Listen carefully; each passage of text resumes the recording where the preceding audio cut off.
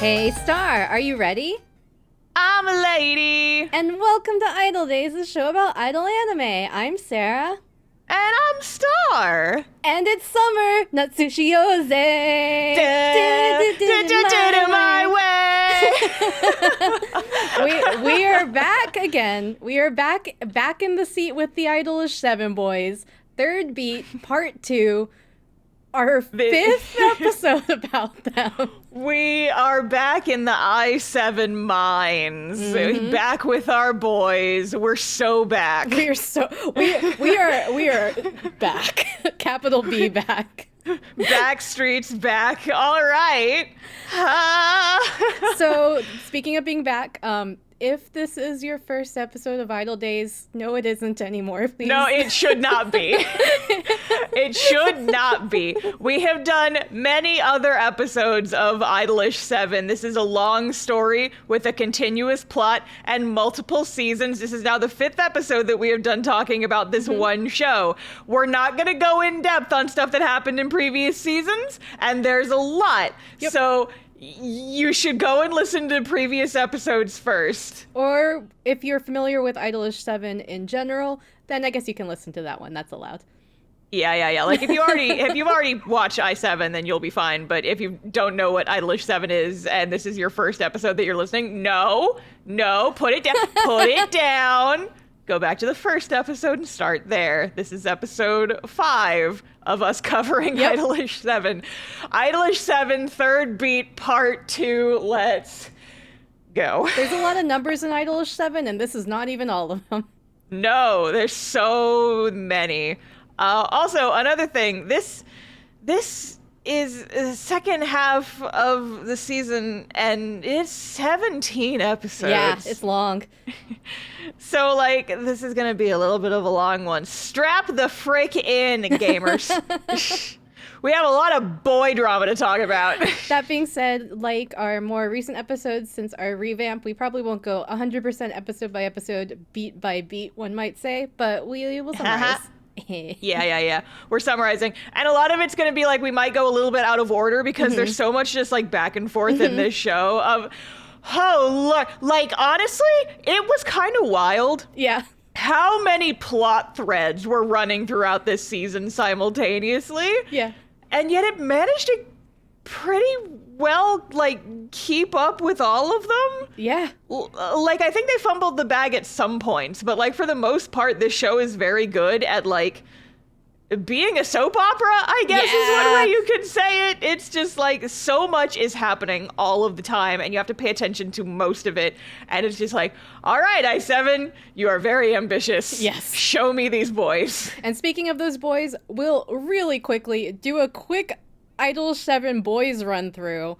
So quickly. So our main cast, at least in the early seasons, not necessarily this season, is IDOLiSH7. So that is the group IDOLiSH7. There are 7 of them. They are all the colors of the rainbow. They have different musical motifs related to each of them. First boy is Riku. He is red. He is main boy, big main character energy. Sweet boy. Also, ticking time bomb? Apparently. Question mark? Whatever, we'll get into that. We'll get to it. Next is Orange Boy, Mitsuki. Sweet little boy. He's like, he just wants to be noticed. He does not get noticed very much in this season. No. He doesn't do a lot. Next down the rainbow, yellow, we have Nagi. He is half Japanese, so he is blonde. He is from North America. He is definitely totally not a prince. Wink, wink, nudge, nudge. He's very, like, flamboyant and flirty, but in a respects women way. Yes, we love Nagi. Next is Yamato. He's the greenie. He had all his drama in the first half of the season. He resolved his issues with his dad off screen. I'm still mad. And you guys are gonna hear more of me being mad about that in this episode. I got so mad about it on the previous I-7 episode. Welcome back to Stars Still Mad About It years later. Welcome back. Yamato is also one of Star's best boys. He is. I do love him. I'm mad because they gave him this shitty stick of, no, you resolve all your trauma off screen and I hate it. Then down the line, one of the blues, the darker blue, Iori, he is the blue one. He's very serious. He's one of the younger members, but at the same time, he takes on like some of the managerial roles. Yeah, behind, like, no one is he's not supposed to be doing that. He does. He just likes being in charge. Yes, he's a bit of a control freak, I'm discovering. Yeah. As we're watching this season, I'm like, oh, he's just going to come out and say it. Yeah. All right.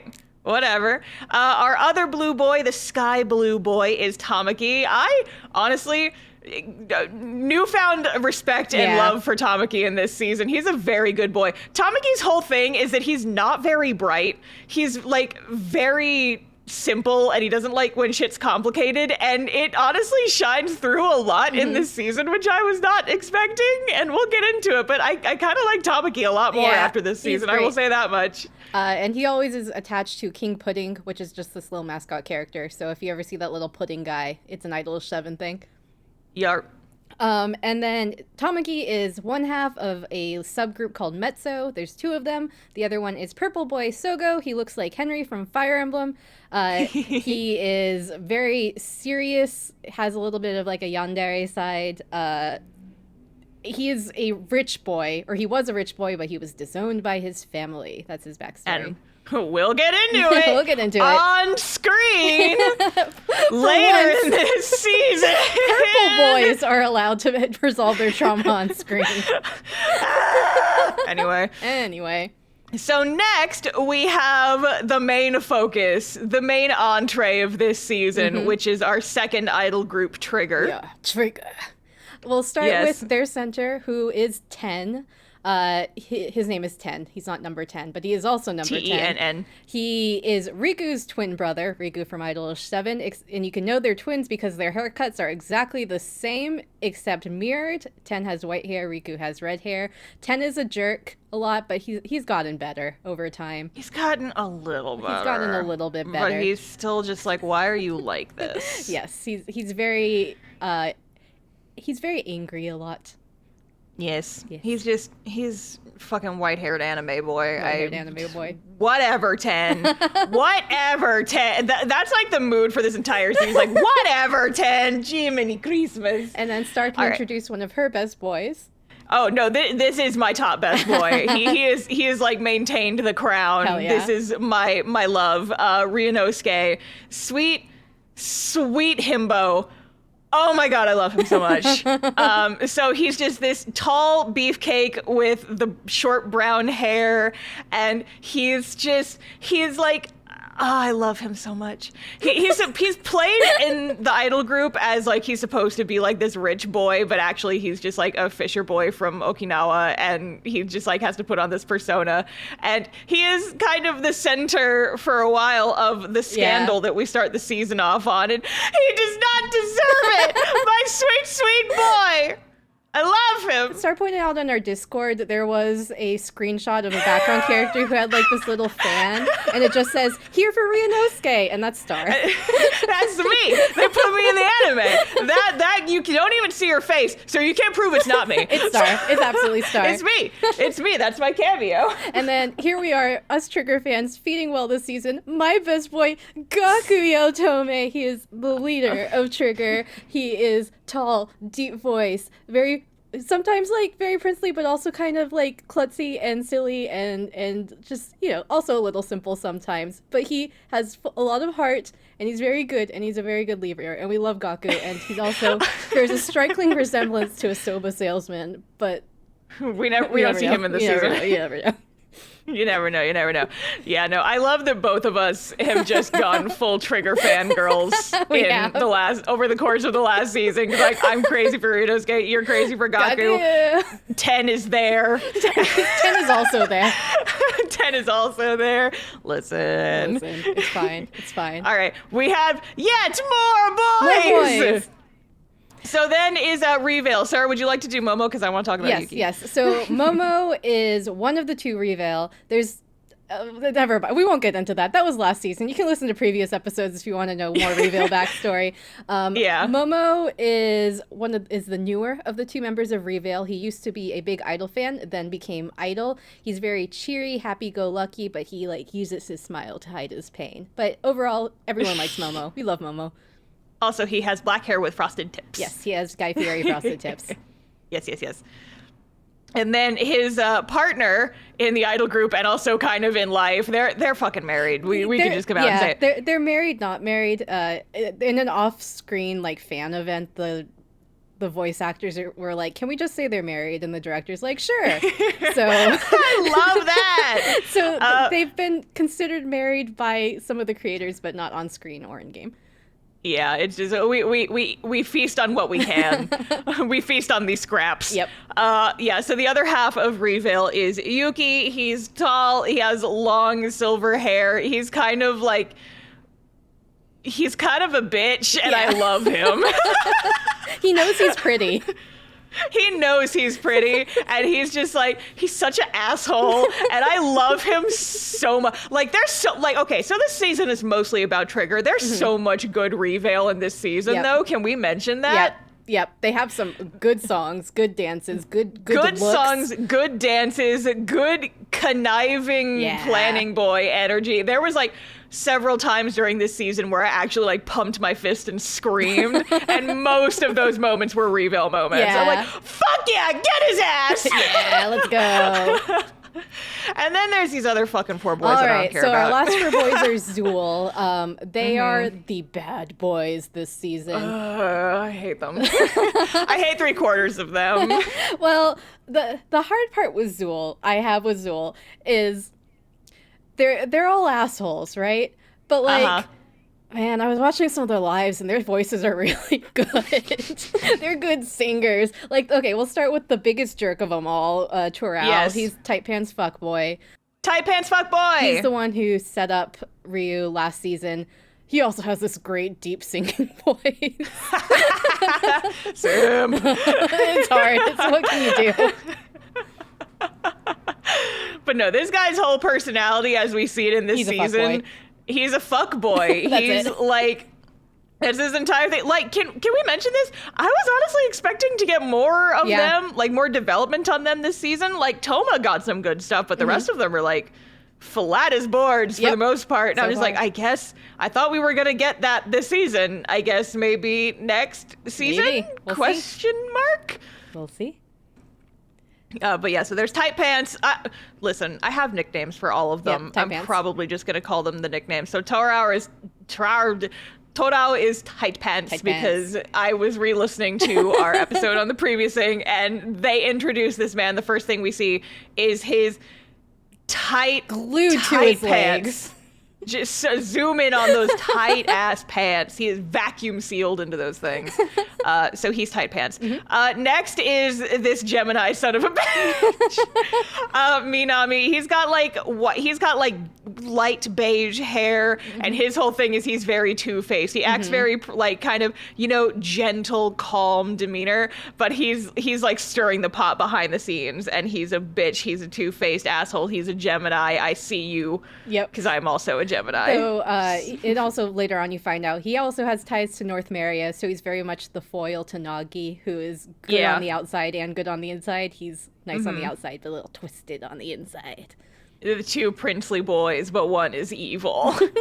Next boy we have is Haruka. His whole thing is kind of weird. So there's a whole relationship chart that needs to be made for IDOLiSH7. But basically he's an idol because he hates Kujo 10 so much. He just hates 10, and this is his revenge. So he's just very antagonistic. He's very young. He's in high school, so he just kind of has breakdowns and temper tantrums and cries a lot. He's just such a fucking little green-haired bitch. Yep. And then our last boy is the one good bean in this gaggle of whatever the fuck, is Toma. I kept forgetting his name this entire season. And so in my notes, I just called him Red Hair Boy. Yep. He has like fire engine red hair. His whole thing is he's kind of a punk. He was in a band and the band didn't do well. And so now he's trying to like get his revenge, quote unquote. But actually like he's kind of a nice guy. He's just like, he's like he's a tsundere. Yeah. Can we? Yeah. He doesn't want to admit he's a good boy. He doesn't want to admit he's a good boy, but like he does try to help the other idol boys later on because he's like, hey, our manager fucking sucks. Yep. And this seems underhanded and shitty, and I'm going to go tattle and tell the other boys about it. Speaking of, I think we should mention their manager / president. Yes. He is not one of the idol boys, but he is kind of the mover of the season. He makes the things happen. And he sucks. He is Rio. He's not Rio. He's purple hair McFuckface. Purple hair McFuckface. We can just call him that the whole season, honestly. Because, like, otherwise it's going to get... There's a scene near the end of the season where Ryunosuke and Ryu and Rio have a conversation, and I'm like, we can't be doing this. We can't. It's too much. Can't be doing this. We're just going to call him Purple Hair, or Purple Hair McFuck as his proper name. Yes. Purple Hair McFuckface if you're nasty. So he plays a big major part in this season, so mentioning him up top, he's important, unfortunately. Yeah. Ugh, hate him.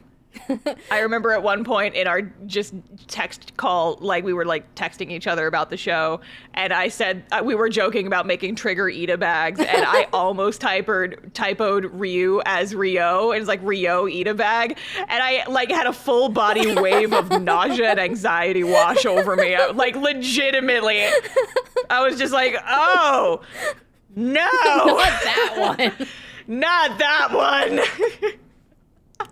delete. So, hey, 16 minutes, 16 boys. I think we did pretty good. Now let's talk about the fucking show. So, like we said, this is the second half of season 3 because they released it in 2 parts. So, last season, Trigger got canceled because there was this whole drama with this female idol, Sumire, and about Ryu maybe seducing her to come over to Yaotomi Productions, which is Trigger's production group. And it's, like, not really blowing over. So, at the beginning, we're opening up, and this tension is still there. So... Tension. So, like, Trigger has their regular work, but, like, they go on talk shows, and then everyone's like, hey, so what's up with you and Sumire? Or is Yaotomi Productions sniping other agencies? And Trigger's like, we have to handle this professionally, but this is awkward. Yeah, there's a continuation. It's in this first episode that's so fucking shitty. So this Sumire girl, she's just a plot device. We barely see her on screen. We like see her in one shot of this second half of the season, and she apparently like texts the president of Yaotomi Productions, Gaku's dad. And it's like, oh, I'm so sad that all this drama is happening, and I need you to come to my hotel and comfort me and tell me it's going to be okay. And he, like, knows that it's a trap. He's like, yeah, okay, so she's trying to lure us over there, and then I'll have pictures of me taken at the hotel where she is, and then people are gonna make a bigger freaking deal about it. He's like, I'm not gonna go do that. And then she fucking like threatens to hurt herself if he doesn't. And I'm just like, all right, that's fucking shitty, and you're a piece of shit. But also, Gaku's dad is stupid for going. And I'm just like, come on, man, there's other ways you could have handled this. Send somebody else. Or get her in a Zoom call. Fucking do something. Yeah, and this is all orchestrated again by Purple Hair Evil Manager. Yeah, because his whole plan was make Trigger, like one of the top male idol groups, have this fall from grace right as they debut the evil Backstreet Boys of Zool. That's what they are. I speak the truth and you know it. It's true.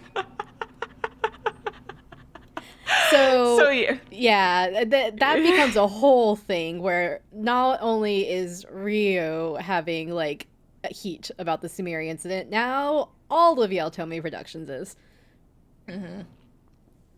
It's fucked. And so, but that's not all, because at the end of this first episode, Purple Hair McFuck is like, hey, we have to continue to fuck with Trigger until their audience feels like they cannot like take them seriously anymore. They have this big concert coming up where they're like one of the several acts on this live concert. Let's kidnap them so they can't make an appearance. And so the end of the first episode, the Trigger Boys get fucking kidnapped by the Yakuza!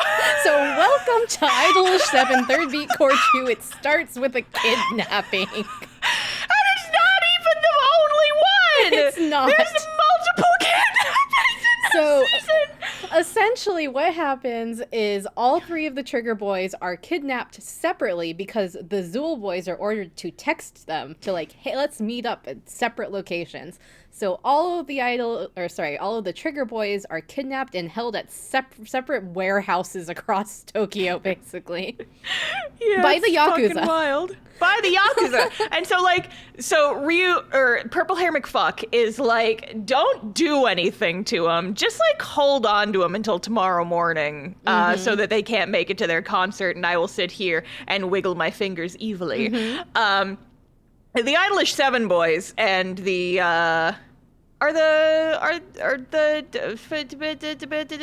Reville boys involved in this too? They are, right? I don't know if they help with this part because there's also this concert going on at the same time, and I know Reville has like they have work also. Yeah, so I forget if Reville. I'm looking over my notes. I don't think Reville was here for this time. Reville has a separate thing that happens later.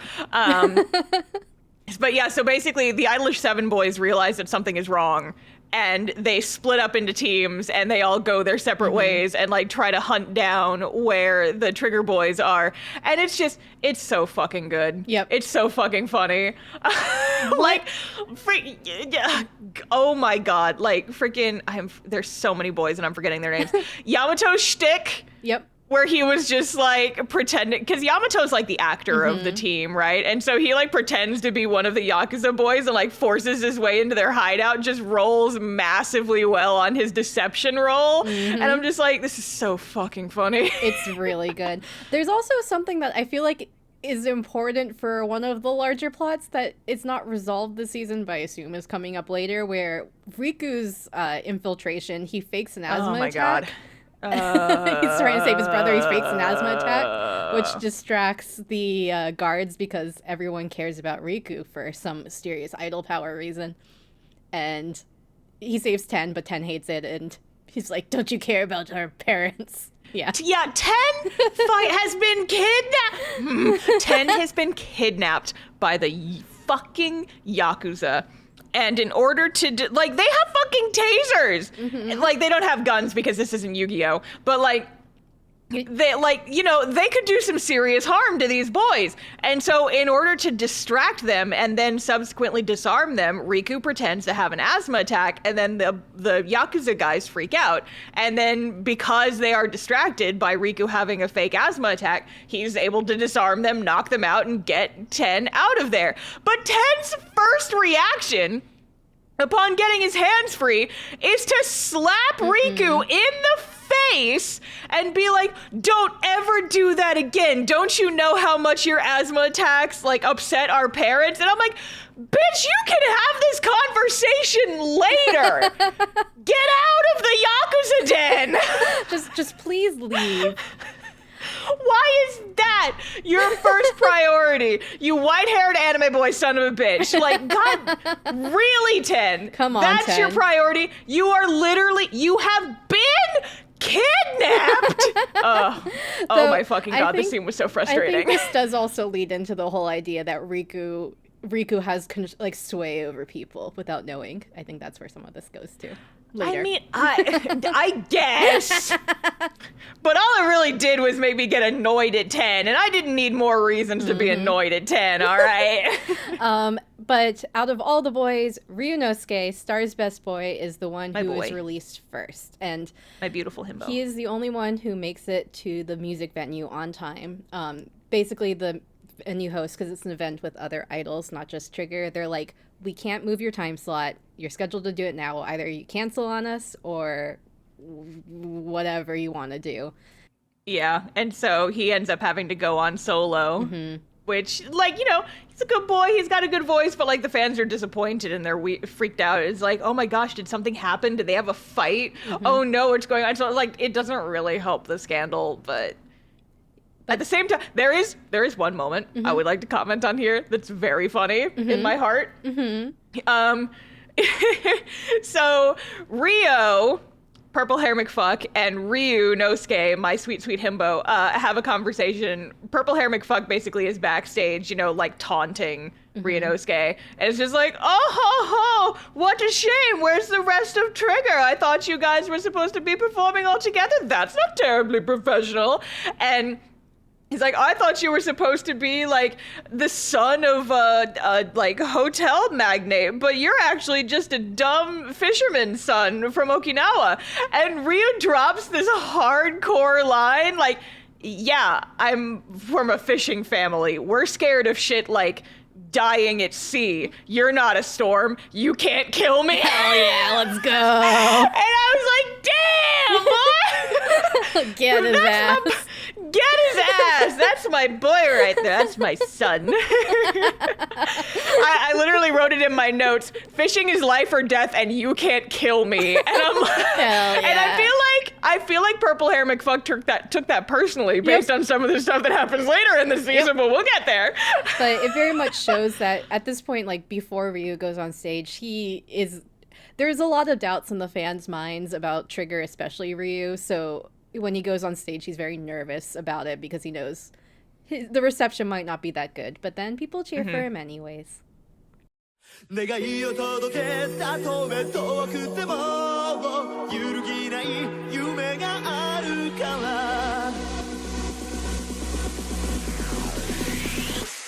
Yeah. And he does a good job. Boy. Yeah. He's my good boy. Also, complete tangent. This is just very much relevant to Star and I. So the two big Trigger songs this season. Yes, we need to talk about it. We have some very dear friends who cosplay Trigger and perform at anime cons, and we were around when they were rehearsing their songs over and over and over for like 6 hours. And they just happened to be the two songs from the season. So, whoa.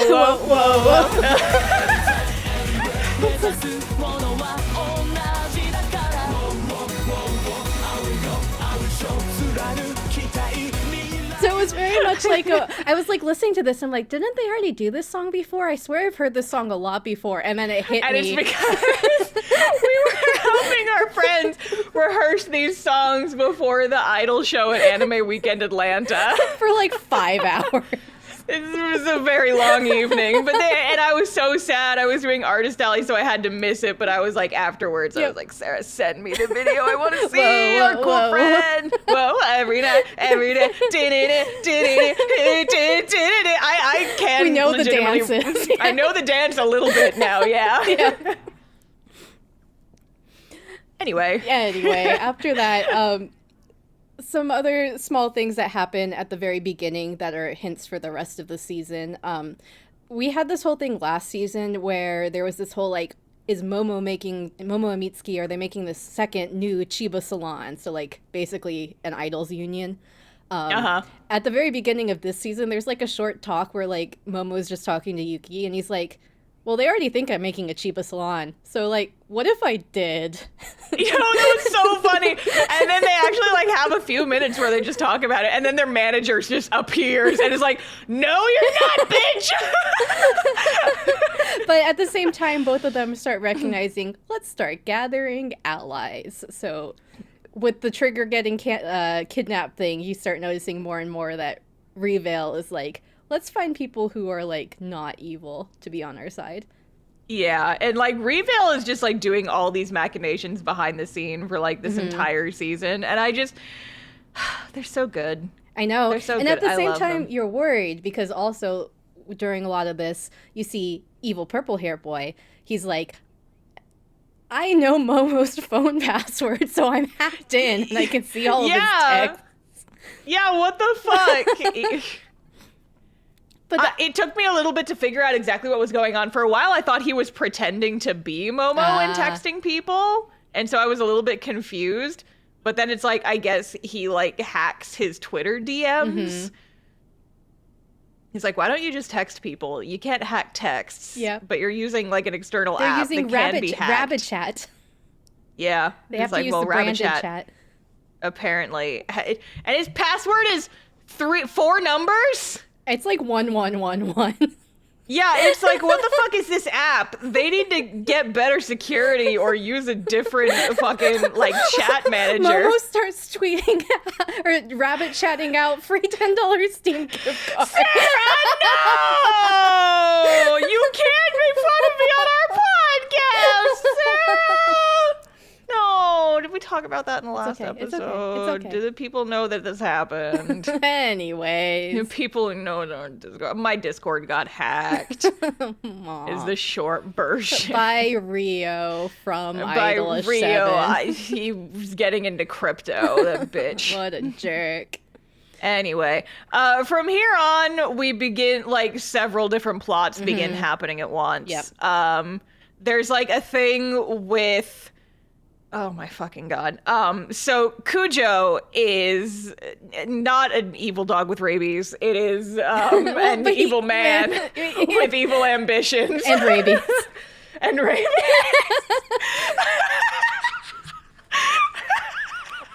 And very sunken in eyes. Yeah. This man needs to see a doctor.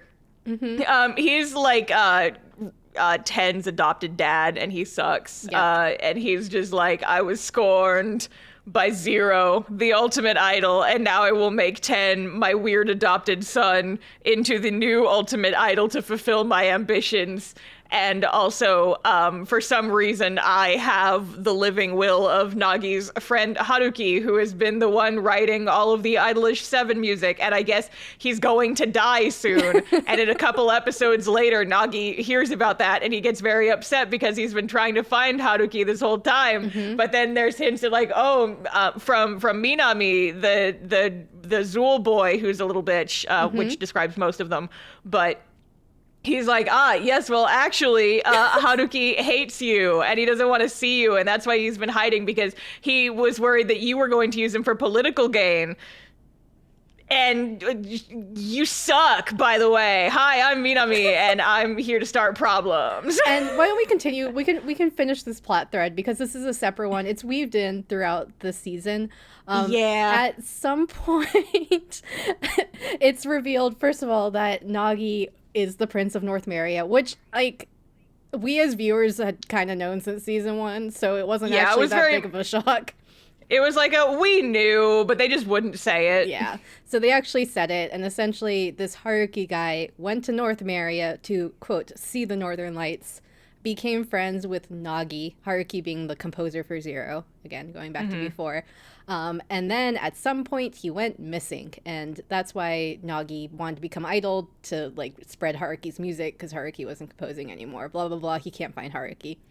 Anyways, he hears about this living will from Ten. He realizes that Haruki is sick, but he still doesn't know where he is. Then he hears from Minami that Haruki is, again, very sick and trapped somewhere. And then he realizes there's in the song Secret Message, there is a secret message from Haruki. Well, there's a song, the song is called Sakura Message. But his name is Haruki Sakura, and it's just like, there's like a secret encoded message in the song lyrics, and it's like, all right. And he freaks out because the secret encoded message is, we have Haruki Sakura, obey. It's just so funny.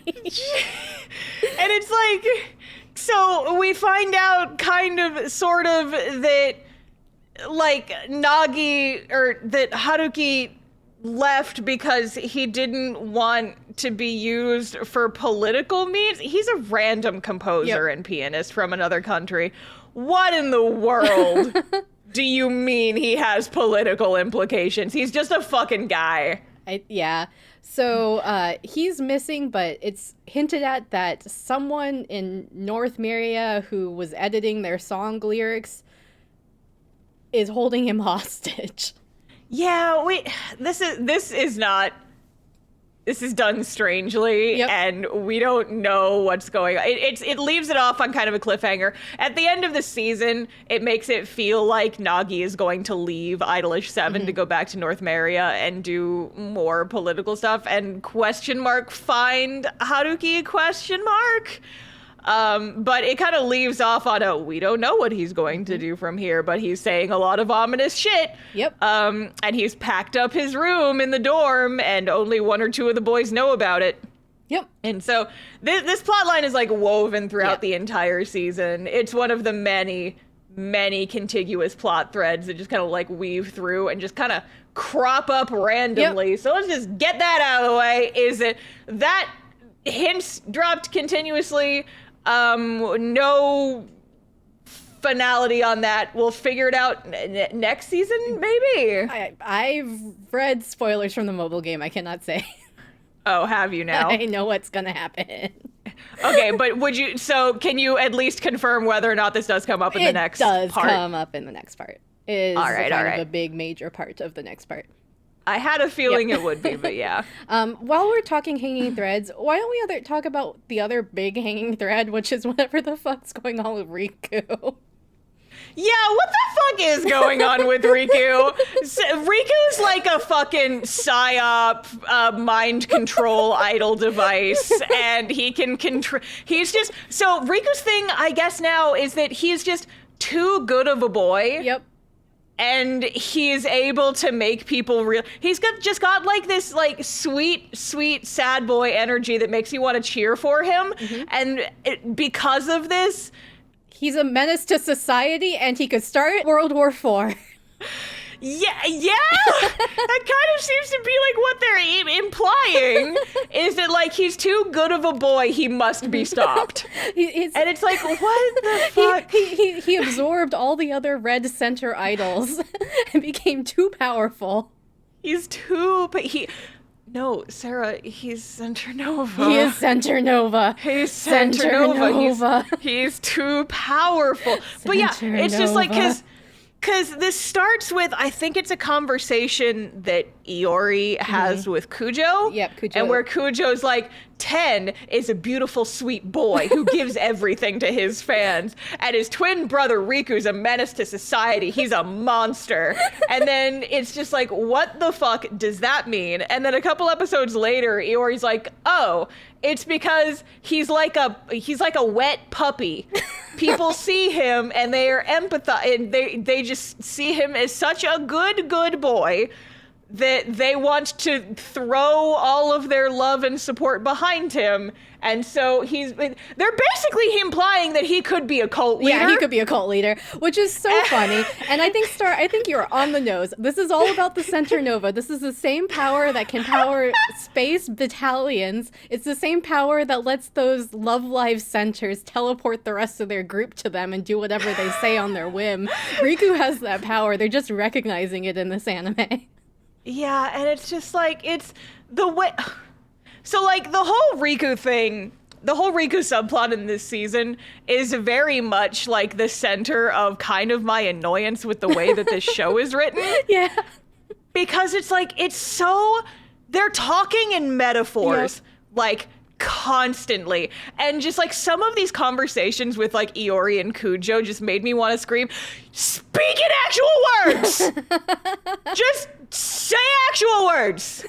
You sons of bitches! It got to the point where it was infuriating, and they were just like, 10 is an angel, and Riku's a monster, and do you know what the main object of appeal is? And he has all of this appeal, and it's going to destroy him. And I'm like, you're not Shakespeare! This is a fucking idol anime! Shut the fuck up!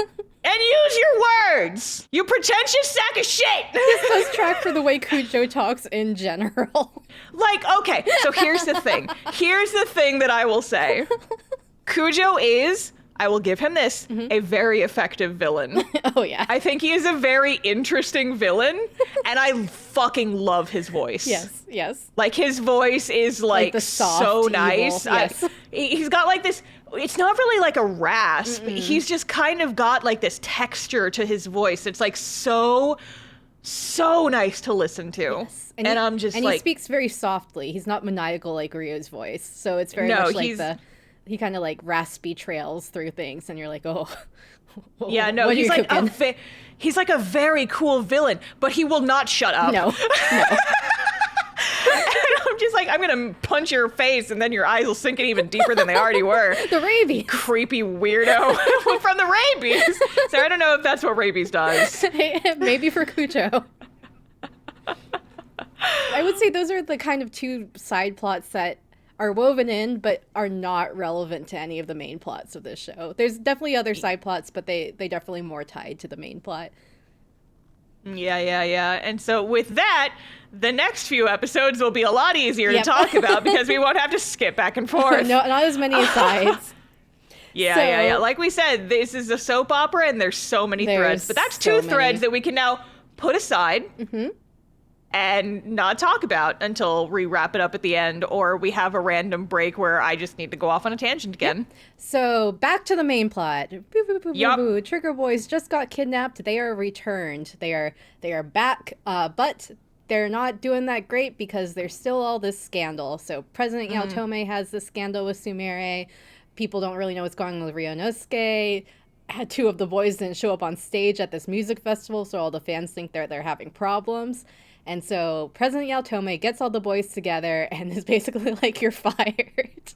Yeah. And well, so it leaves off on the, it's so dumb. Yep. Like they leave it off on a cliffhanger of you fired. And then in the next episode, he's like, you're fired if you want to be. But I'm giving you the option to let us as your agency go and continue independently so that because Purple Hair McFuck basically threatened the president of Yaotome agency and was like, hey, give me Trigger or I'll make your lives miserable. And so rather than, hand over his boys to this Purple Head McFuck, he was just like, I'm setting you free. If you love something, set them free. And Trigger, I am setting you free. Your fans still love you. You have to win them back. And it's going to be more difficult if you don't have an agency to back you. But you can continue to be Trigger on your own terms. And after like a whole episode of trying to figure it out, they end up doing that. They leave the agency and they go independent. And that's what happens at the end of episode 4. And their manager does join them. So she quits Yaotome to help out her boys. And she also so they're not completely alone, so she also like collaborates with like the IDOLiSH7 manager to start scouting out places. So she collaborates with Bonri. They're like, we need to find venues for Trigger to perform, which is hard because we don't have money, but there's a lot of fans. So if we book somewhere small, they're gonna hate us, but if we book somewhere big, we're going into debt. Well, I mean, sometimes if you're a male idol group, you can just book a venue that's like 10 times bigger than you would ever need.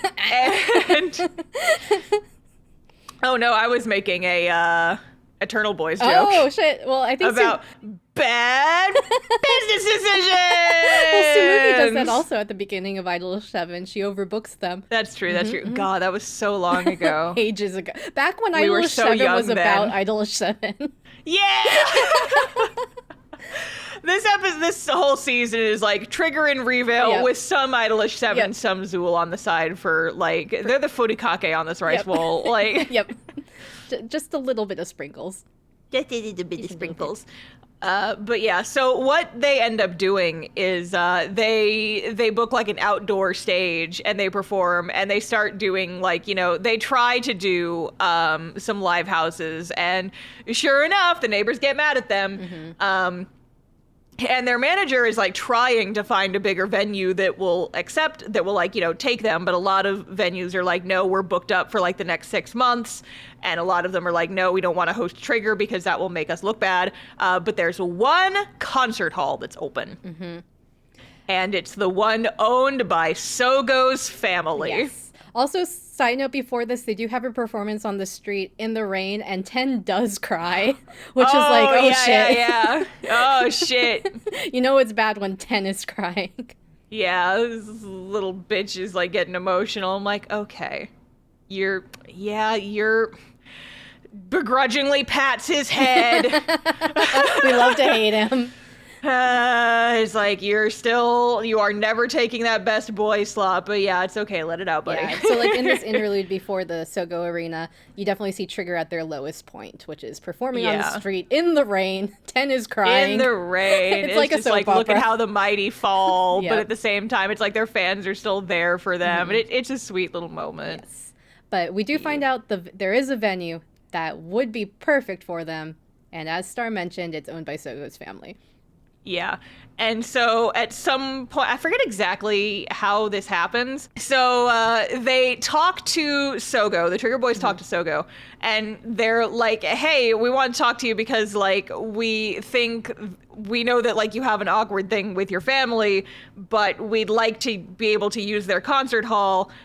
Do you think you could put in a good word for us? And Sogo's like, well, me and my family are kind of estranged. I've been disowned. And there's like this genuine like moment of like, I think it was well written because it's like, yeah, you can really see like, Ryunosuke is trying to like convince him. He's like, well, don't you want to have a good relationship with your parents? It's like very naive, obviously, coming from the position of he does have a good relationship with his parents and he doesn't know what Sogo has been through. But then Tamaki, who is also there, like blows up in his face. Is like, yeah, well, Sogo's family fucking sucks. And sometimes people don't want to know, like, don't want to reconcile with their family because their family does a lot of bad shit to them and their family sucks. Yep. And it's just like, oh, this is actually like good character writing because like, yeah, there is a lot of shit going on here. And Tamaki has a horrible relationship with his family. And so he would definitely like have some words to say about this. And like Sogo's the soft boy, but like he also is like, you know, he's so sweet.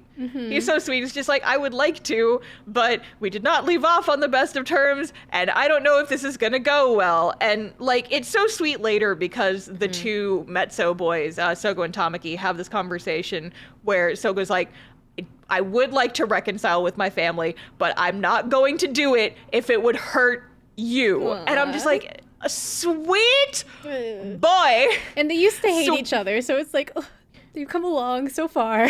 I know, it's just like they're so they care. I don't know if I ship these two romantically, but it's just like they're such a good dynamic between the two of them. Very good. I ship them, so that's fine. Oh, can I have a very brief aside because there was one other thing in like the Trigger and Sogo conversation that I wanted to bring up that I thought was really funny. So the first time they say it's like, yeah, we need money to do a concert, and then we also need the concert venue to be able to accept us. And so it was like, well, how much do you need? And they were like 700,000 yen or something like that. It's like it was 70 or 70, a gratuitous sum of money. And then Sogo's like, well, I mean, I could just get you that. I learned how to do investments when I was a kid. And rich boy. Yeah, and so he was like learning how to do stonks. Yeah, Sogo stonks. Let's go. And he's like, yeah, I once turned like 50,000 yen into like 200,000 over the course of like a couple years of doing stonks. And they're like, well, as cool as that would be, we could also just get a bank to do that. And we'd like you to talk to your family about letting us use the venue. And I'm like, but I want to see the Sogo stonks arc. Stonks. I want to see Sogo do stonks so badly, and I feel like I was robbed. Me, Star specifically, was robbed of Sogo stonks. Really cares about good financial decision making. Listen. Okay, legitimately here, this is my thing. Oninatsu. Shut the fuck up. I am a freelancer. I am an independent artist. I don't want to work until I die. I have like within the last couple of months gotten into doing like I have an investment banker. I had to go have this whole conversation with a guy who thinks I'm very cool because I know how to keep track of invoices. And most artists he work with don't know how to do that apparently. And I'm like, yeah, can you, if I give you this money, will you do stonks for me so that I can maybe retire at some point? Your own and he was like, yeah, Sogo. Sure. He's my own personal Sogo. He's an old white man. But I like him, and he thinks that I'm cool. And that's all I can ask for, honestly. I'm glad your investment banker thinks you're cool, Star. He does, though. He does. I'm sure that means you're really cool. The second conversation we ever had, like I went in to meet the guy the first time and like I brought in my binder with all my shit in it. And he was like, oh, you like actually keep your stuff organized. And I'm like, yeah, I don't play around. I don't make bad business decisions unlike some people, anime managers. And then like I called him a few weeks later to finish setting stuff up. And apparently he looked me up and it was like, so you play Dungeons and Dragons on the internet? That's so cool. And I was like, yeah, can we talk about my accounts now? So please, everyone, do picture Oninatsu Love Live doing all of this because that is Star. Stonks! Listen, me and Sogo and Oninatsu doing stonks in the back room. That's like fun for people in their 30s. That's me. fighting the Wake Up Girls president. Behind the Denny's, yes. Behind the Denny's, yep. So stonks! Anyway. The resolution in general, though, to all of this is Sogo's like, I will talk to my parents. And Tamaki says, I still don't trust them. I'm coming with you. Right? Mm-hmm. Mm-hmm. So they go to Sogo's mansion. So funny. Okay, so like the way I was describing the scene to my friends is one giant media conglomerate, billion-dollar company versus one petulant teen. Yeah, Tamaki rocks in this whole scene. It's so good. So Sogo goes in to talk to his dad. His dad is a bitch. He's awful. We knew this. Yep. And he basically says, I will let you use this venue and I will loan you the money to put on a concert if and only if you quit your idol job and move far to just a shack in the woods where you won't continue to bring shame to this family. And then like he tries to like he does something. He like tries to take Tamaki by the arm and Tamaki like pushes him and he's like, oh, what's that? You just fucking pushed me, you little bitch. I'm gonna call the cops and you're gonna get arrested. Which is, unless by my the son way, does exactly what I say. Which is, by the way, the only time that any cops are called in this entire show. They don't even call the cops in this instance. No, they they threaten don't. to. You're right. And it's just like, Trigger got fucking kidnapped by the Yakuza in the first episode. And the police, the higher authorities, are never called. You know, it's fine. And it's like, listen, ACAB and whatever, but like, your boys got kidnapped. You could reasonably press charges. Star and I had talked separately, like, they needed Takane Idolmaster to come in and arrest them, like, Yes. an Idolmaster. Yes. We need Takane Idolmaster to do the police officer for the day thing and prosecute these bitches. Where's Phoenix Wright when you need him? Anyways, back to this scene. So, evil dad is threatening to call the cops on Tamaki. And so he says, all right, well, Sogo, do you have any more work before I send you out of the country? And Sogo's like, well, Tamaki and I have a radio show we have to do tonight. And he's like, you're going to do it by yourself. Men from our family don't miss work. Yeah. But your little blue-haired bitch is staying here so we can keep an eye on him, and then we're going to have him arrested later. So go fuck off, do your work, and then come back, and then we'll talk about shipping you overseas so you can't bring dishonor to this family anymore. And Sogo is very obedient because that's the relationship he had with his parents. So he's like... He's heavily abused by his family and just does whatever they say because he doesn't know what else to do. And I feel so bad for this boy. But Tamaki, who has already stood up to his own horrible father, is not going to put up with Sogo's dad and is now the petulant teen in the room. 1v1 me, CEO bitch. And basically Tamaki's energy for the entire rest of this scene. So Sogo goes, he does his radio show, and he goes off script and talks about how much he loves music and how listening to music and supporting artists made him feel like he didn't need to hate himself. And Tamaki's like, get a radio. Listen to your fucking son. He's such a good boy, and you're a bitch. And he's like, you hear your son saying he hated himself? That's your fucking fault. This is your problem. Take responsibility. It's so fucking raw. It's like this one petulant teen is coming in with a steel chair. Hell yeah. And it works! He it wins. fucking works! So in the end, which I actually really appreciate, so there's not like a happy ending. Sogo is happy with his dad because his dad sucks, right? Yeah, yeah. But at the very least, like, instead of arresting Tamaki, Tamaki shows up in a taxi at the radio place, is like, yeah, your dad agreed to lend us the money and they're not going to send you overseas, and also I'm not arrested anymore. So we're good. They still suck, though. And you're still disowned, so please don't talk to your dad again. Yeah, it's like, yeah, they're letting you take out a loan, and it's got a really high interest rate, so you should probably pay that back pretty fast. You got to do your stonks. You gotta go do your stonks. And so after that, the next episode, Sogo's like, hey, I got you guys this and I got you guys a loan. But I need to pay that money back pretty fast because it's like a pretty high interest rate. And Trigger's like, don't worry, it'll be a full house. And it is. They like sell out in an hour. Because again, the fans still like Trigger, even if they didn't have money. And also, we love Trigger too, because it very much is like, up until this point, a lot of the scenes have just been Trigger working themselves up from zero, right? From the ground up.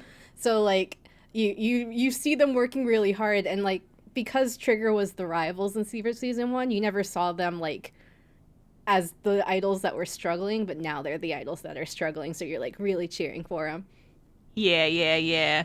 So we forgot to mention this earlier. Yes, it was like episode 4. So this is like Trigger's last concert with their agency. Everyone's like, oh, yay. So like Trigger's leaving their agency, but this should be a new start for them. But then there's like this little bit of narration from IDOLiSH7's manager Tsumugi implying, oh, that actually, no, it doesn't go well. And the media is just refusing to talk about Trigger at all. Because it's like they were shunned, and just people on the news, people on the internet, like the media just will not talk about Trigger. Even though they do this concert and it sells out in like an hour, and they're technically indie idols right now, and that should be incredible. And the media is still not talking about them. Which is definitely showing like this is what happens when they don't have the production agency backing them up, because industry bullshit.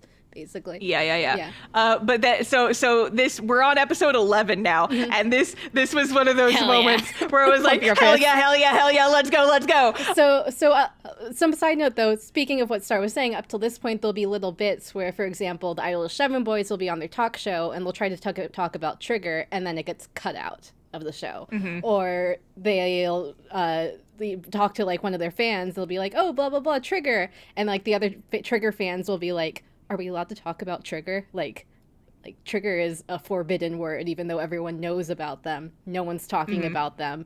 And so like there's like this whole like level of the forbidden around mentioning Trigger as a fan or in the industry. Yeah, and like all the other boys are just like, we want to help Trigger because this shit sucks so bad. What do we do? And so there's this one, they're going on to like a live broadcast. Yes, i7. And yeah, i7 is going to be on a live broadcast, and they're like, they try to bring up Trigger in the conversation because it's live and they know they can't get, it won't get cut out. It's like Yamato is like, yeah, we had our tour recently. I'm sad that we were busy and we couldn't see Trigger's concert. And then all the fans are like, oh, they mentioned Trigger. They're still friends. Yay! and then the i7 boys are patting themselves on the back because they're like, we did it. We were able to mention Trigger. We did it. And we're so happy. And maybe this will give them a little bit of recognition. Yes. And then what happens next? Sarah, say what happens next. What happens next is the i7 boys introduce Revale for a live concert streamed on TV. Revale top idols in all of the male idol world, and they start doing their funky little song and dance. Which I genuinely love. Like, these outfits in the song were so cool. It's great. It's wonderful.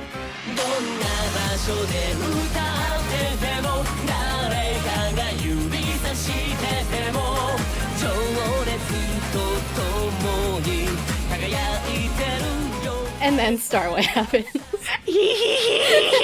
This was like one of the first moments where I was like, fuck yeah!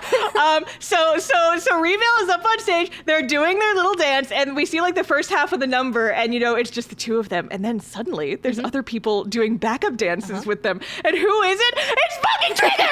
Woo!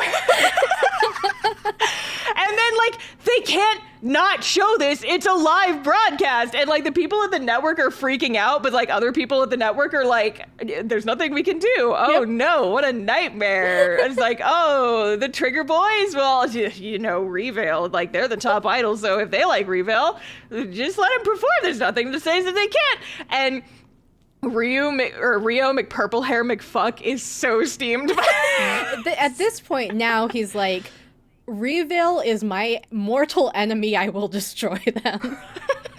And it's just like, these Revale boys, they're just like conniving little bitches in the best way possible. Yeah, they're very much like the 3 face. That's them. They're just like yeah. It's like the greater than 3 face. Yeah. They're so good. Like this entire back half of the season, like everything Revale does with all their like little conniving to piss off Rio. God damn it.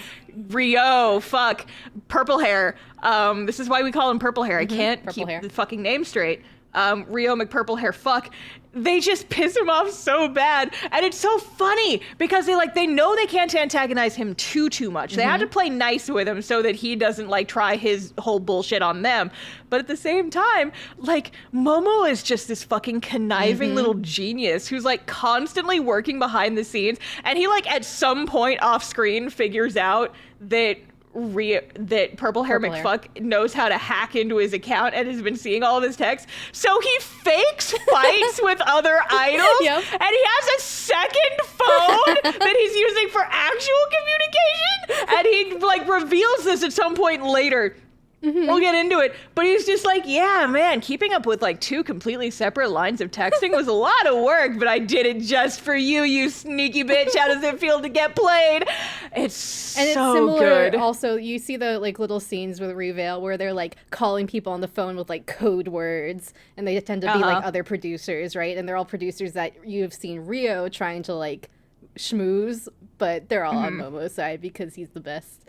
It's so good. I love these high charisma boys and their sneaky little plans. I fucking, like, legitimately one of my favorite genres of anime is smart boys trying to outsmart each other. Like, I love Death Note. I love Code Geass. I love these shows so much just because I just think it's fun to watch, like, smart guys just fight each other. And this felt like that, but in an idol anime, and it was so fucking satisfying to watch because unlike those other 2 shows, we actually want to root for the good guys. Womp womp. They really did make Purple Hair incredibly detestable. Yeah, no, he's like the worst, and so it's so satisfying to see him get knocked down constantly by the Revale boys. It's so good. It's like, I know that this season was mostly about Trigger, but we cannot sleep on the fucking moves that Revale was pulling behind the scene in this season. So good. Speaking of, after this broadcast, the next big event that happens is Friends Day, which I forgot if it was in season 1 or season 2, but it's basically a 24-hour live stream broadcast hosted by Revale. And a bunch of idols, not just idol boys, just idols all over the genre, help out with this 24-hour charity event. Big words, charity. And Purple Hair McFuck is like, I'm going to fuck with the live stream, and this will be my grand design, and then no one will like these idol boys ever again. And it's very much like the other boys, they all know that Purple Hair's trying to mess with them, so they're all like on edge the whole time. Yeah, they're like, what's he gonna do? We know he's gonna... They have like a meeting beforehand. They're like, okay, we know he's gonna fuck with us. How do we think he's gonna fuck with us, and how do we work around it if he does choose to fuck with us in this way? We have to be prepared. At the same time, the ongoing campaign on Friends Day is like some sort of charity incentive where, this is not about Purple Guy, the fans can vote for their favorite song, and whatever song it is, IDOL7 will perform a cover of it at the end of the charity stream. And it's like a live updated poll where people can submit whatever they want. And it just so happens that out of protest from the fans, you know, the fact that the media won't talk about Trigger, they're going to talk about Trigger, and a Trigger song is trending #1. So that drama is also happening at the same time, where the studio is like, we can't actually let them perform this, right? And so like there's a moment where the trigger song like disappears. They're like, all these people were voting for it. It was #1 on the chart for our potential like voting incentive. But we're going to take it off because we can't do a trigger song because they've been like blacklisted or whatever. And then at some point, the head of the charity is like, well, all of those people voted for this song and we need to do what the people want because this is a thing that we put on for the fans and it's a charity event. And as much as we might get a little bit of heat for playing a trigger song on our show, we're going to get more heat from the people who are donating their money to vote for a trigger song if we refuse to play the trigger song just because we'll get some heat. That will make people super-de-duper hate us, so we should not do that, and we should just let the winning song be the winning song. Yep. So, day of that winning song performance, there is some tension because what you find out is IDOL7 getting ready to perform this trigger song. You find out that evil purple hair boy, his scheme is to bring Tamaki's dad into the studio using Momo's account to try to figure out where to bring him, knowing that Tamaki has a lot of trauma around his dad and there was all that drama a few seasons ago. Yeah, I had honestly like completely forgotten about the whole thing with Tamaki and his dad. And then as soon as the dad shows up and starts being creepy and they start talking about it, like my blood ran cold. I was like, oh no, Tamaki's gonna punch his dad on live TV on a charity event. Oh no, oh no. But at that point we see that like, this is the part where, you find where out. Momo reveals, hey, by the way, you've been played and our manager is escorting Tamaki's dad off the premises right now and all your plans fell out of, it's like all your plans failed, sucks to suck. I have to go do a performance now, bye. And this is another time you cheer for Momo because hell yeah, my guy. Let's go, Momo! And this wasn't out of nowhere. They hinted at the fact that Momo was in on the fact that Rio was spying on them because he would keep doing things like, hey, pretend to hate me right now. Pick a fight with me right now. I'm going to text you this, wink. So you're like, Momo knows, but now he's playing his cards. Yeah. He's just, he is holding all the cards. He is just, again, sneaky and conniving, but like on the side of the good guys. So you kind of love it. We love Momo. Yes, he's so good. So at that, we do see IDOLiSH7 perform Secret Night, the trigger song.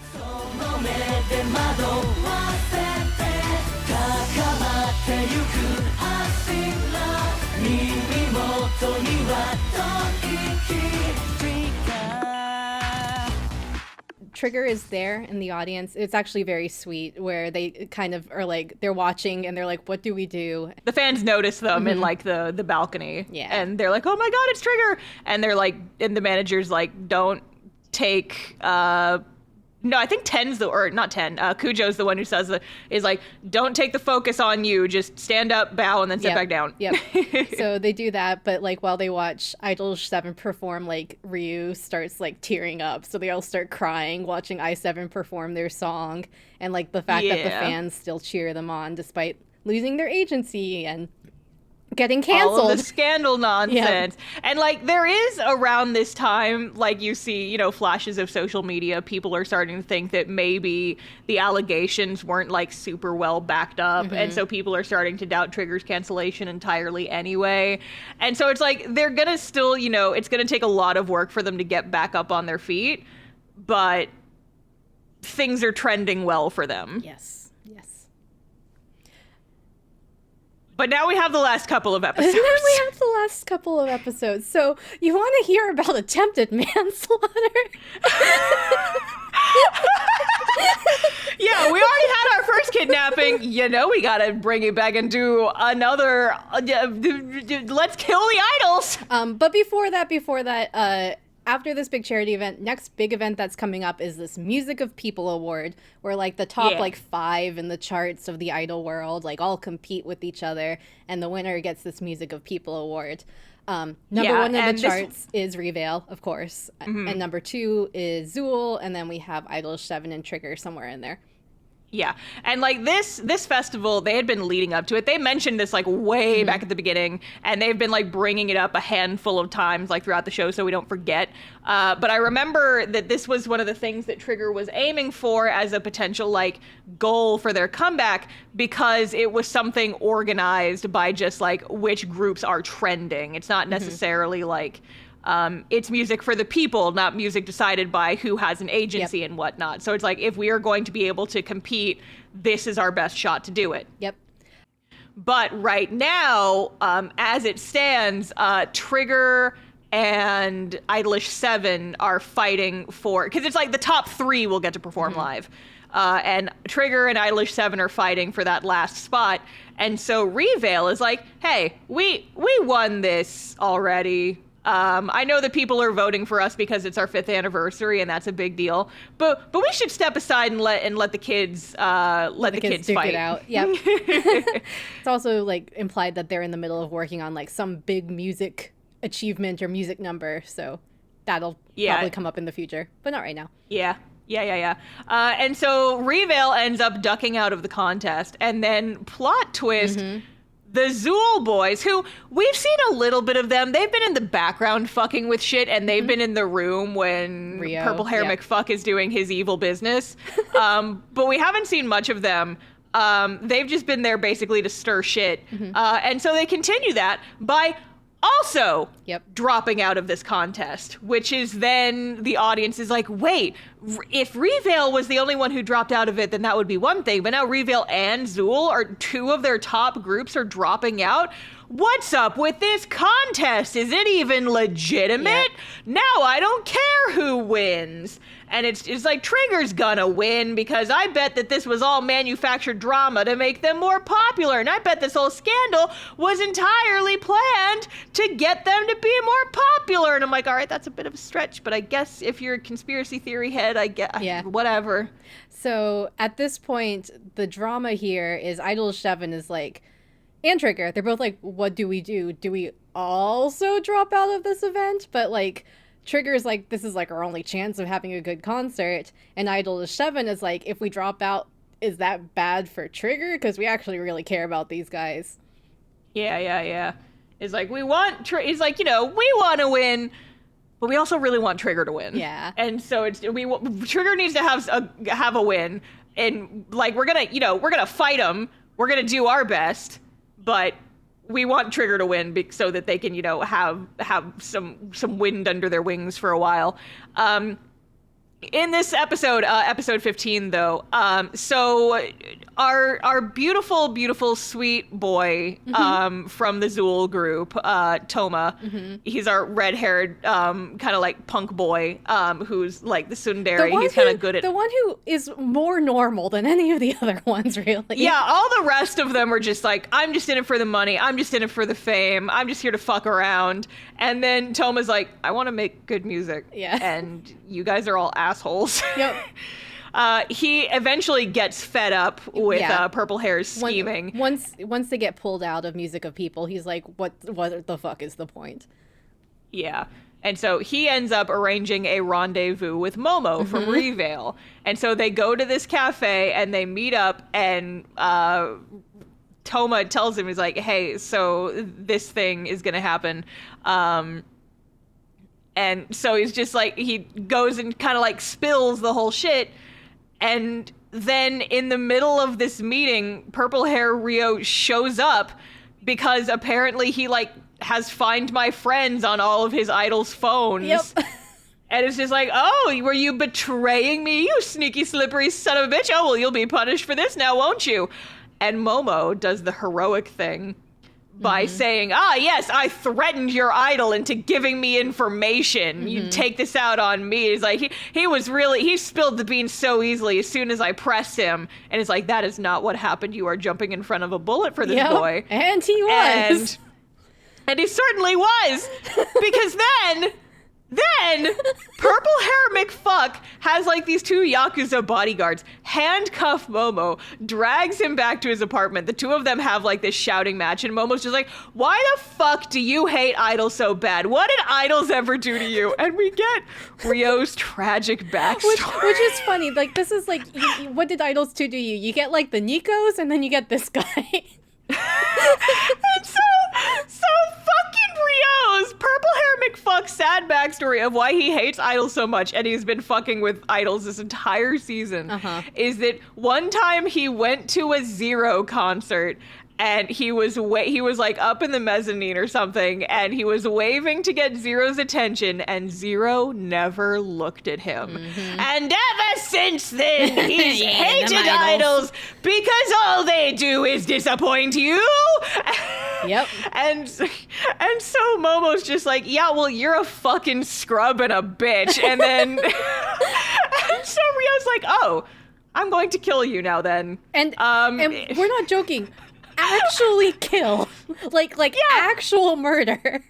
Yeah, he like goes and he opens the door to like out on the balcony to Momo's apartment, which is like up on the 5th or 6th floor. And he's like, it's a fine night for stargazing, and if you have too much in your system, it might be reasonable that you just, get drunk and accidentally fall off your balcony. Hey, mafia goons that I've hired as my bodyguards, make him drink all the alcohol in this apartment and then shove him overboard. Yeah. And it's like, Jesus Christ.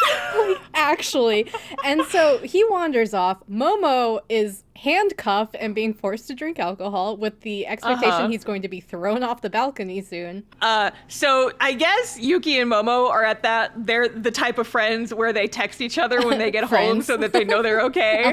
Yeah, friends, yeah. Well, they don't live together, and so they're just like, hi, bestie, just got home, bestie. And they were besties. Oh my God, they were besties. History will say they were roommates, but they were not roommates because they live in separate apartments, but they're married. They're married.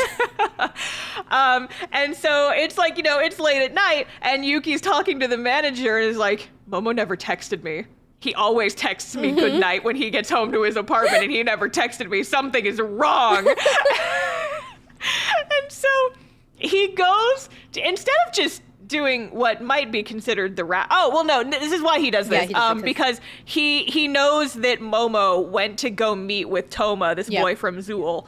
And then he's like, okay, he went to go meet with this kid from Zool, and then he didn't text me that he got home safe with my kiss emojis. Something has gone horribly wrong, and I'm gonna go interrogate this Zool boy to see what the fuck happened. And so I love this scene because we get to see Tight Pants just like get fucking owned by Yuki.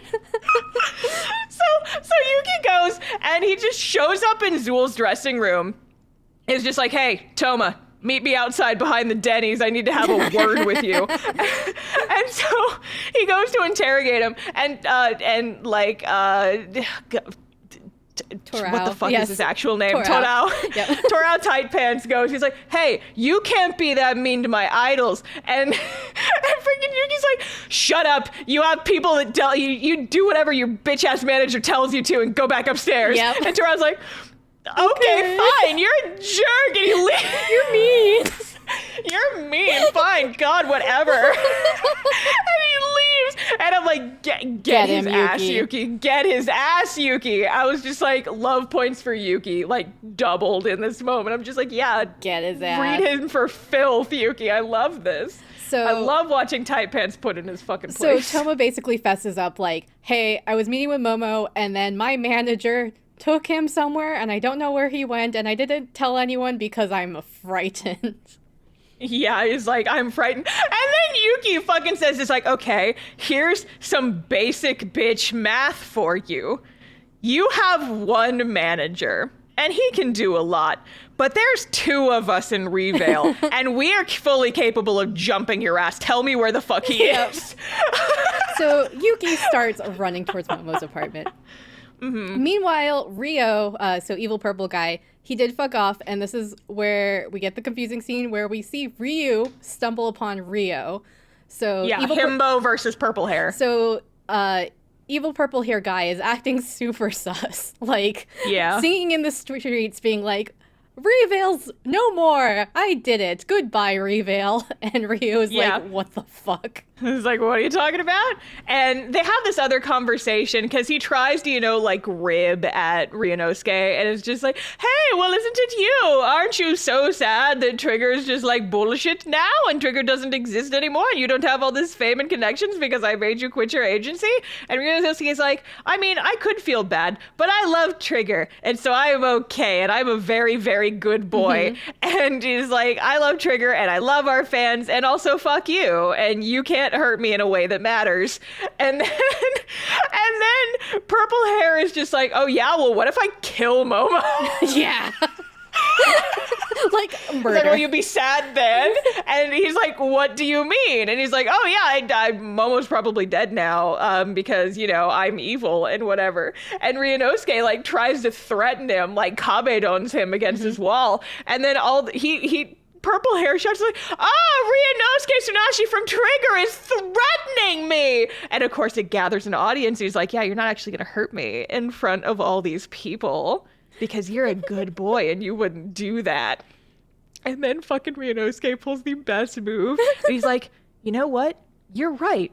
I am a good boy, and I would never hurt someone, and my audience knows that. It's okay, everybody. We're just recording a scene for a TV show. And he goes straight back to threatening his ass. And I was like, yeah! Let's go. It's so good. So, meanwhile, while all this happens, Yuki arrives at Momo's apartment. Momo is like ass over tea kettle drunk, like super out of it. And in Momo's head, these grunts are here. Yuki's at the door. He can't let the grunts take Yuki and kill Yuki also. So he tries to do whatever he can to get Yuki to leave. And it's very obvious that there's something wrong. Yeah, and like, Yuki picks up on it because they're married and they have telepathy. He's like, why are you acting so fucking weird? Just let me into the apartment. And then eventually they realize, oh shit, there's people in here. I guess we're killing both of them. And then, so shit's looking real bad for our Reveal boys when suddenly they get a text from their boss, Purple Hair McFuck, that says, pull back, cancel your job, just fucking get out of there. And they're like, oh, we don't get to perform murder tonight. Okay. And then they just leave. And then we cut back and we see that Ryunosuke Good Boy Himbo has basically made him send this text. Yep. And it was just like, okay, you can go now. Fuck off. And nobody was arrested. Nobody was arrested. Nobody was prosecuted. People almost died. And nothing happens because we don't care about getting actual authorities involved in this shit. That's why we need Takane Idolmaster. We need Takane Idolmaster here to serve justice. She would solve all of this, I think. Yes. Takane Idolmaster brings them in. Phoenix Wright kicks their ass. Hell yeah, let's go. Well, Phoenix isn't a prosecutor. Edgeworth would kick their ass. Play Ace Attorney, everybody. It's a very silly game. There's also Idolmaster lawyers. That is true. That is very true. Where's my sweet boy Teru? He's a lawyer. He's a lawyer. Look at his ass. Well, he's also a defense lawyer, isn't he? Oh, you're right. We need a prosecutor. We need Prosecutor Edgeworth up in this bitch. Someone call the Idol Incidents girls to make the legislation happen. Court. We need an Idol court drama. I want this so badly. I want Idol wars duked out in the courtroom where the attorney and the prosecutor are both idols and they have to do idol dance-off to see who is guilty. I would unironically watch the shit out of that. We have Idol Parliament. Where are our Idol court cases? I need Idol lawyers. Give us an Idol judge. Give me the court of idols. And the fans are the jury, so whoever does the best, who gets the most cheers, wins the jury vote. Yeah, this is just,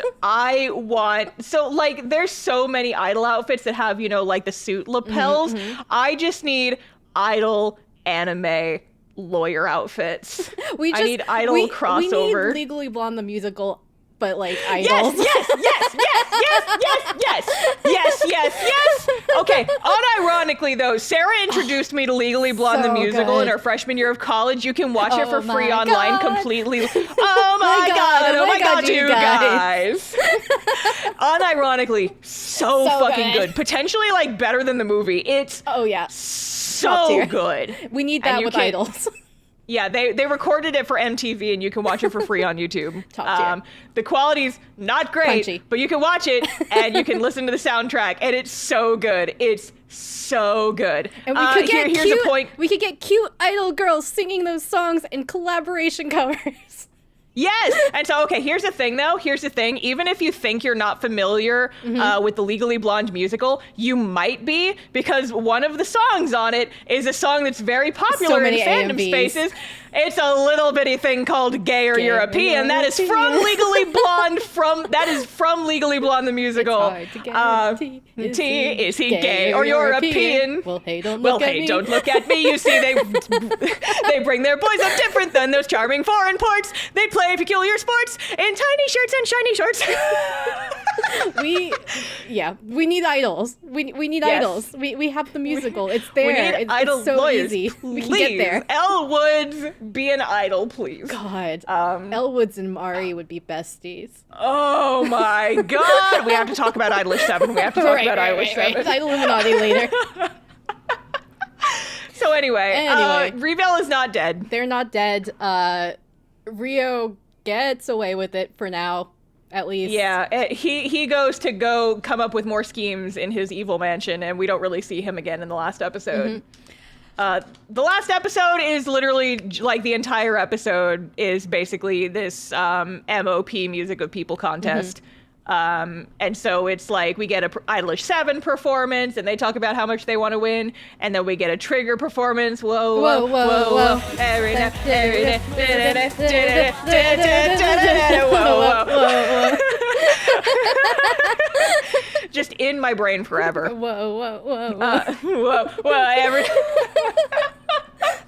It's Daybreak interlude, and it is so catchy. Like, not even just because we listened to it for like 5 hours in a row. It is actually really catchy.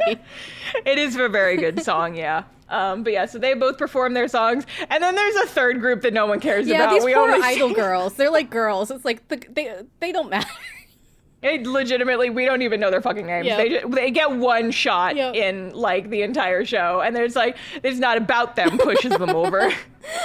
It's like that you know that meme template format where it's like two girls like posing in the pool, and Yep. then someone's drowning Yep. behind them, and then when the comment says so and so's drowning, and then the comment says this isn't about him. We need a show about those girls. This poor female Who idol are group they? who has to live in the world that is obsessed with Zool. Ugh, God, imagine. But yeah, with anyway. the performances, both of the groups like deucing their hearts out, and all the fans watching the streams are like, wow, I guess this wasn't rigged. There's no way it could be rigged because these guys are really, really good and they deserve to be here. And there's also that other group. They're good too, I guess. They're good too, I guess. I don't know them. But yeah, so we all know who's gonna win, though. It's Trigger. Trigger. They Whoa, win. whoa, Whoa, every night, every week. I am doing the arm movements the every time we start. sing this. Yeah. But yeah, so Trigger wins, and it's exciting, and they're good boys, and I'm proud of them. And then we have the dressing room drama, and then he's like, oh, Nagi might be leaving. And Riku is so sad he's going to start a cult.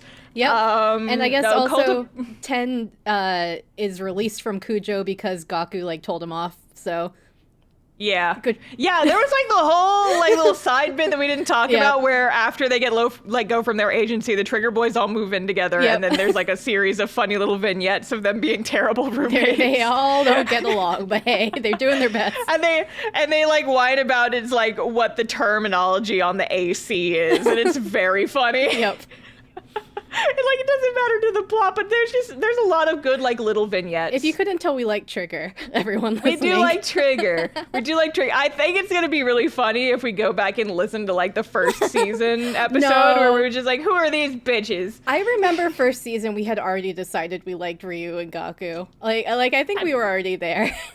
I gotta go back and re-listen. I only re-listened to the season 3 part 1 fair, episode in preparation for this, but I gotta go back and re-listen.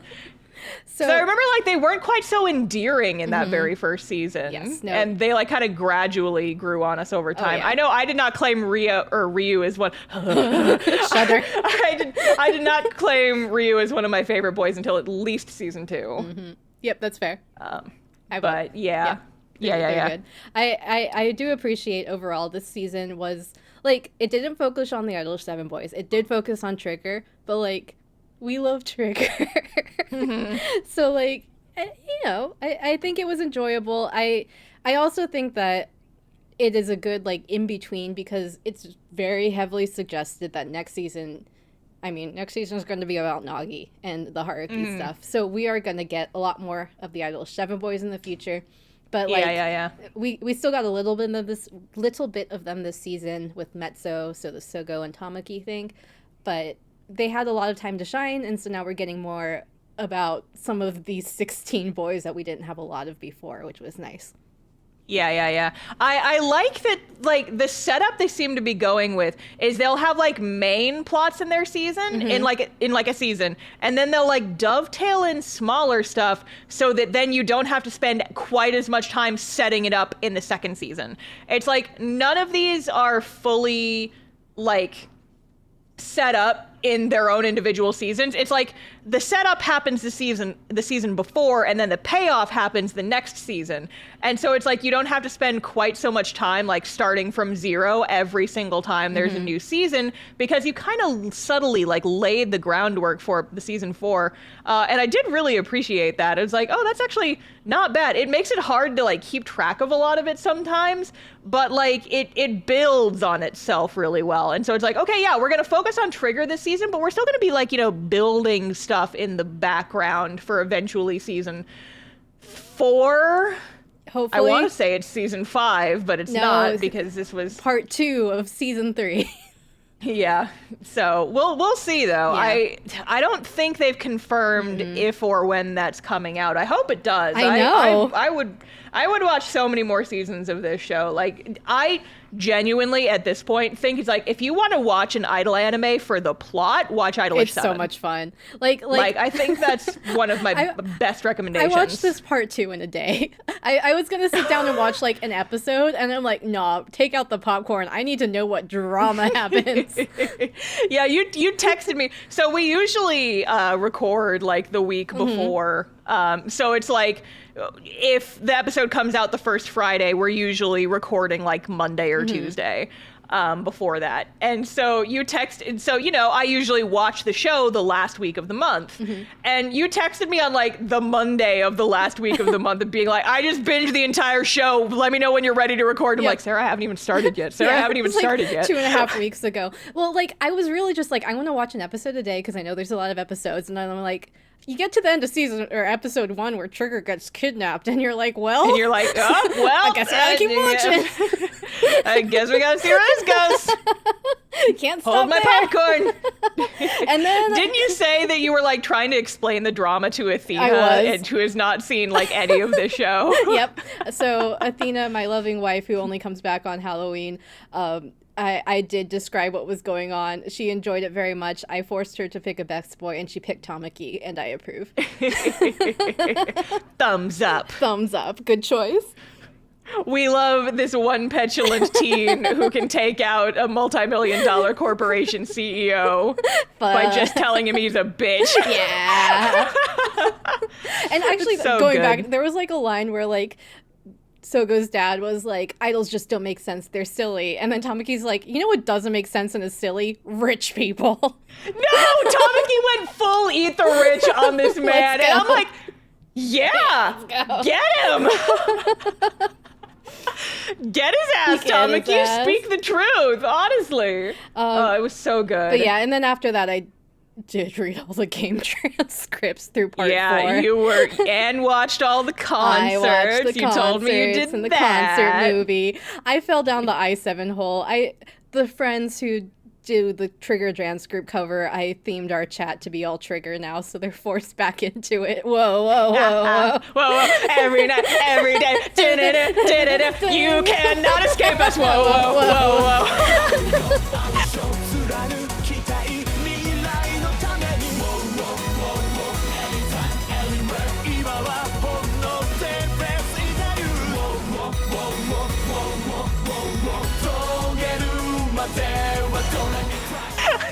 So, okay. So my one thing, thing. We can continue to gush about the concerts and stuff. Yep. My one thing I have to say. Yes. Gee, Sogo, how come your dad lets you, how come the anime lets you have a conversation with your shitty dad in the actual show? For real, though.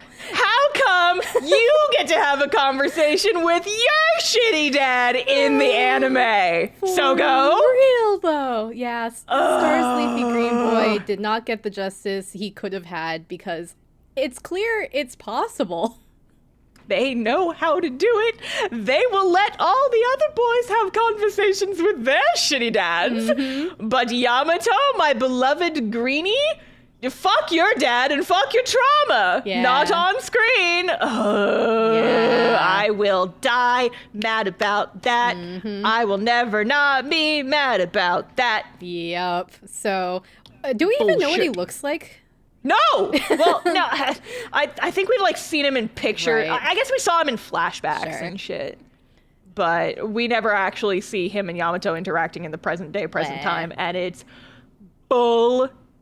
This season was 30 episodes long. They could have included that somehow. They could have made time for Yamato and his dad, especially considering it was like the drama of the first half of this season, and it gets resolved off screen. Are you fucking kidding me? Yes, I'm still upset about this. And you should be, because it really was it was such a letdown. Such a fucking letdown. So mad. Yamato deserves better. Though God fucking damn it. Overall, though, I would say like this core 2, so part 2, it was definitely more solid than part 1 by a lot. Yeah. I would say. Yeah. No, I thoroughly enjoed the second half. I loved getting to see a lot more of Trigger and my sweet boy Ryunosuke. I love to see Revale be the fucking chess masters. Yeah. see Mr. Fuckface get thwarted left and right. That's fun too. So good. I loved the kidnapping subplot at the very beginning. So fucking, like, we're not going to go into detail because we don't do that anymore, but it's legitimately so fucking funny and like so good. It's like, this is what I want to see from my silly idol anime. Yeah. And also silly boys getting kidnapped. The music is good. One of the discussion points that was brought up in your Discord was the one downside about the music is almost every music scene because they're plot important music scenes, there's like some inner monologue talking over them, so you don't get to hear the music as much. So that is one other downside, but it also is like the music makes sense for the plot, which is nice too. So it's meaningful. So there's some give and take there. Yeah. I wasn't as focused on the music this season. I was just like watching my boys. We already know the song. Around. Yeah. Whoa. Every day. We're in this hole forever. Join us, won't you? The trigger hole. The trigger hole. It's just us and these boys. We dug ourselves in. We did and we live here now. So, season 4, unknown. It has not been announced. It's actually been like a year since Core 2 came out. So yeah, it's been a bit. It's been a while, hopefully. Right? But there was also the concert movie that came out in between, and the live, or hologram Good For You tour, which has the best merchandise. Yes, the gay tour. If you haven't seen it, they abbreviated the name of this tour to G4Y, and it looks like it says gay. And it's, someone had to have known, right? Someone had to have known on the team, and they either just didn't say anything, or they made it, or they said it, and then the marketing department was like, nah, That'll sell. We're keeping it in. That'll sell. This will make the English speakers laugh. And it does. It's very so good. much. It's so good. So you could have the rainbow-colored IDOLiSH7 boys or the trans rights colored Trigger boys and with the G4Y in the background. Gay. Gay. Smash Bros announcer voice. Gay. It's so good. But yeah, I haven't watched the concert movie. It is on Crunchyroll. Yes. But I'll probably watch it later. Yes. But Sarah sent me some screenshots, and the most important thing I took from it was Yuki with a ponytail, and I'm like, points at him, points at him, points at him. But yeah, I'll probably watch that at some point. But yeah, it's good. So this is, I guess, wrapping up IDOLiSH7. Final thought, Star. Season 3, Core 2. Good boys. They're good boys. Thumbs up. Good boys. And also, like, genuinely entertaining. Like, it's like it's a soap opera, right? Like, there's all these things happening. At some point, this could be just something fun we do. There needs to be a relationship chart at this point for how people are canonically related to each other, because it's a mess. Oh boy. Like, you could have the romance relationship shipping chart separate, like, but we already have, like, yeah, this is a multi-layered relationship chart of just like who connects to who. It is legitimately a soap opera at this point. It's so complicated. Half of them are related, at least through adoption. Like, it's a mess. It's like, why is there so many adopted kids here? So it's dramatic. There's a lot of drama. It's complicated. It's complicated on Facebook, but it's fun. So we enjoy it. Yes. Good boys, a thumbs up. Looking forward to seeing my poor sweet boy Nagi go through it next season, apparently. Oh, my son, my sweet boy. They're all my sons, but you get it. Yeah. Oh, Nagi. So hopefully we hear anything about season 4 at some point. Again, they had their tour, and the tour did really good in Japan. The Beyond the Period movie, the concert movies that came out, apparently, like, they were, like, in the top 10 highest grossing in the box office in Japan when they were airing. And so, like, I think they brought in, like, $18 million, like, US dollars. Damn! So, like, I feel like IDOLiSH7 is popular enough where it seems likely for a season 4, but no announcements have been made. We draw a pentagram on the floor and we fill it with Trigger merch and we do the dance around it. Whoa. Every night, every day. Give us season 4. Whoa. I want to watch the boys. Yeah. But yeah, so we'll wrap it up here. As far as our next episode, Sarah has made a request. Yes. So we are going to watch Jellyfish Can't Swim in the Night. It is an anime original, came out last season. I had showed Star the first couple episodes, so it's an idol anime in the sense that there's a main idol and they do idol songs, but there's it's like kind of a multimedia project, so in some ways it could be a little idol adjacent, but there's idols, so we're counting it and we're doing it. We're counting it. We want to watch it. Yes. So, because like Sarah's already watched the whole thing. I've only seen like a little smidgen of it. Did we watch the entire first episode when I was over at your house? We watched the first episode, but only the first one. Yeah, that's what it was. I was like, I couldn't remember how much I watched. And I'm definitely very curious to hear your thoughts, Star, especially watching towards the end. I guess I won't spoil too much, but there's mixed fan base reactions, so I'm curious to see how we think. Is there like weird story fuckery? Or well, you'll have to watch and find out, Star. I see. And if you would also like to comment on that and watch along with us, you should join our Discord server. There is a link in the description for whatever platform you are watching. We do like kind of book club-esque watch-alongs where you can watch the show with us and comment on things, ask us discussion questions if you would like us to talk about anything specific in our episodes.